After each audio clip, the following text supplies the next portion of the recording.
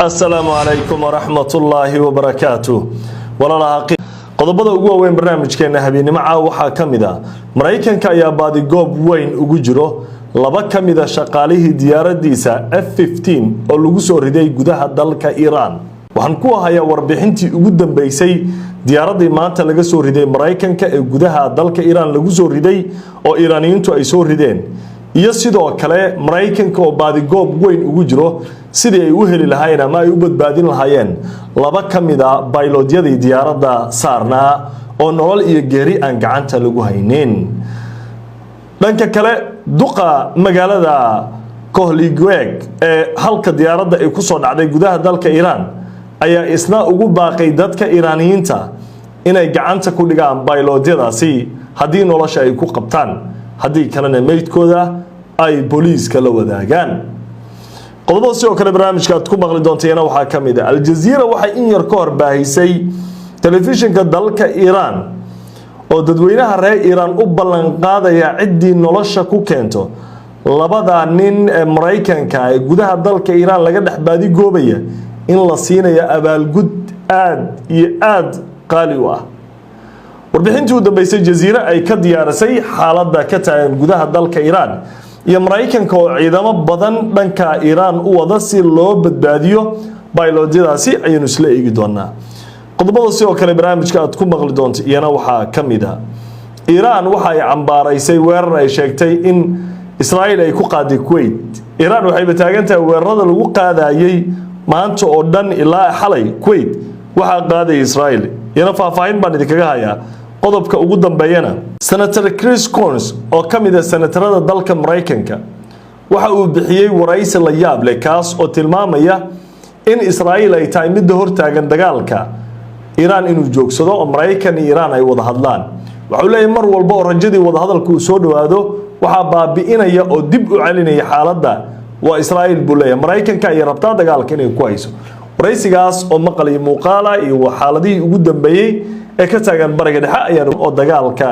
ka socday Iran oo ay ku qaadeen Mareykanka Israa'iil kaga imaaday diyaaradda F-15 oo kamid ah diyaaradaha ugu qaalisan maanta marka hore waxa soo baxay warar sheegay F-35 ama F-35 inay tahay laakiin hadda waxa la xaqiijiyay diyaaraddu inay tahay F-15 oo markaa ku soo dhacday gobol kamid ah gobolada dalka Iran ayna soo rideen sida la sheegay ciidamada Iraniyiinta diyaaradda waxa ilaa hadda la leeyahay laba kamid ah baylodyada diyaaraddaas oo markaa la sheegay inay laba yihiin lamana oga nolol iyo geeri inay dhinteen iyo in baylodyadaasi ay nool yihiin laakiin waxa jira shaki badan oo tilmaamaya baylodyada diyaaradda inay nool yihiin Iraniyiintu waxay rabaan inay gacanta ku dhigaan iyagoo nool oo ay qabtaan Mareykanka waxay kiciyaan diyaarado ay kamid tahay helikobtaradooda iyo kuwa kale hawada Iran ayaa caawa la isku haystaa oo dagaal ba'an ayaa halka ka socdo gobolka ay diyaaradda ku soo dhacday oo loo yaqaan Kohligweg ayaa waxa ay Mareykanku u dareen diyaarado iyo ciidamadooda cirka aad u badan waxa lagu jiraa baadi goob xoogan oo ku aadan sidii loo badbaadin lahaa haddii ay nool yihiin labada nin ee ciidamada Mareykanka kamid ah ee diyaaradda saarnaa dhanka kale Iran waxa ay ku dadaalaysaa in raggaasi ku soo xadgudbay hawadooda ama ay nolosha ku qabato ama meydkooda ay soo bandhigto haddaba xaaladdu waa cakiran tahay waxaase laga baqayaa in dagaalku uu sii adkaado dhanka hawada iyo dhulkaba uu isku bedelo oo xiisadu ay sii laba kaclayso waayo Iran waxay ugaarsi ugu jirta caawa kuwa kale ee raadinaya labada nin nolol iyo geeri ku raadinaya inay iyaga laftirkood diyaaradaha soo rido Mareykanka wuxuu isku dayayaa meel walba oo laga soo weerari karo ciidamada Mareykanka ee hawada ku jira raadinaya askartan maqan baylodyadan inay badbaadiyaan macnaha xaalad dagaal oo nooc kale ayaa socdo gobolkan ay diyaaradda ku soo dhacday ninka duqa magaalada ka waxa uu ku boorinayaa dadku inay caawa dadaalaan oo ay raadiyaan nimankaasi Mareykanka ajnabiga dalkooda soo galay dadka reer Iran buu yiri geesiyaasha baxa oo ragga soo qabta kana macnaha Mareykankii dadkiisii baa hadal raadinaya waxay isku galeen bad kale diyaaradda F-15 dhacday dhowr milyan joogto waxaaba ka daranba laba qof aan maqan oo aan la xaqiijinin diyaaraddu waxay leedahay wararka dhinaca ciidamada cirka Mareykanka ay helayaan waxay aaminsan yihiin baaloodyadani iyagoo nool inay diyaaradda ka degeen diyaaraddu markay dhacday barshuudkoodii inay ku boodeen oo ay nool yihiin hadday nool yihiin intay ku noolaanayaan marka ilaan Iiraan ay ku dhaxdhaceen Iiraan dagaal ay kula jiraan shacabka Iiraaniyiinta rag soo qabtaa la leeyahay xaaladdu waa adag tahay way qodobkaas meeshan uga gudbeynaa wixii ku soo kordha barnaamijyada dambe ayaanu ku qaadaa dhigi doonaa waxaan u gudbeynaa warbixin Al Jazeera ay ka diyaarisay xaaladii ugu dambeysay ee diyaaradii soo dhacday dhinaca iyo Mareykanka F-15ka sida Al Jazeera ku waramayso TV-ga qaranka Iiraan gabadha wariyaha ahayd baaba soo istaagtay waxay leedahay dadka reer Iiraanow ogeysiis waxaa la idin ogeysiinayaa diyaaradii F-15 ee Mareykanka soo dhacday labadii pilot ama labadii nin ee saarneed shaqaalihii crewga saarnaa haddii aad soo qabataan oo nolosha ku keentaan waxa aad helaysaan abaalmarin aad iyo aad u qiimo badan ana abaalmarin lacageed abaalgud ayaa la siinayaa valuable qiimo leh ayaa la siinayaa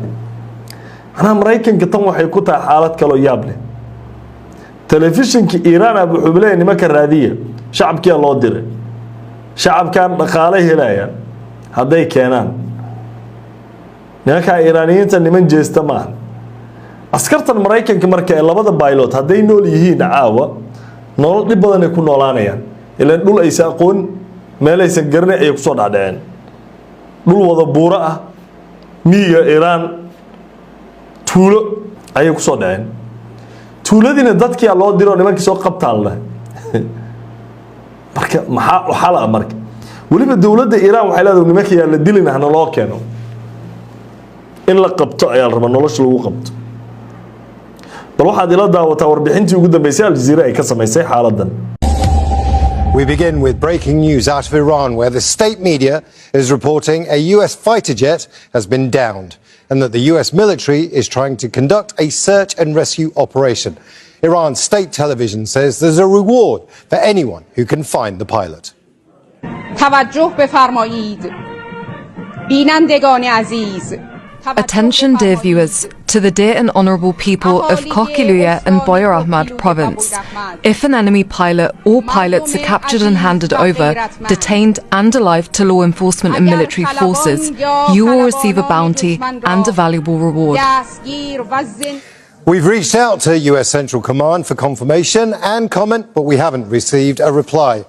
Let's bring in Ali Hashim in Tehran. Ali, what are state TV saying about this potential downing of a US jet? Well, the state TV has said that Iran has downed an American fighter jet. They say it's F-35. Now, we cannot confirm that from our side. And that two US pilots are missing inside Iranian territories. This took place towards the west of the country in the areas of Luristan, between the areas of Luristan and now. taasi waxay ahayd warbixintii ay ka diyaarisay Al Jazeera in telefishinka Iiraan oo amraya dadka in la soo qabto pilotyadaas ana waxay leeyihiin dhaqaalahan ka faa'iideyso fursada qaata dhinaca kale telefishinka Sky News-na waxa uu warbixin ka diyaariyay diyaaradda dhacday sida xaaladda hadda ay tahay iyo halka ay wax marayaan iyo wararkii ugu dambeeyay ee laga helay bal yanaan isla daawano. To breaking news, a US